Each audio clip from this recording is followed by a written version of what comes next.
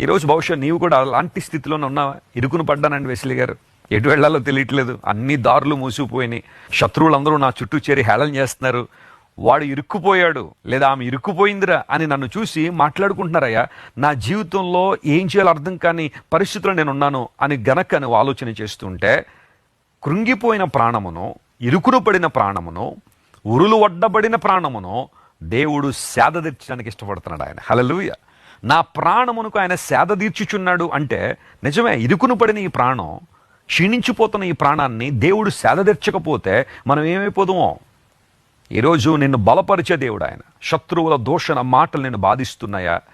అనేక మంది నిన్ను ఇరుకున నెట్టివేశారా? కుటుంబ జీవితం ఇరుకులో పడిపోయిందా? ఆర్థిక సంబంధ పరిస్థితులు ఇరుకులో పడిపోయాయా?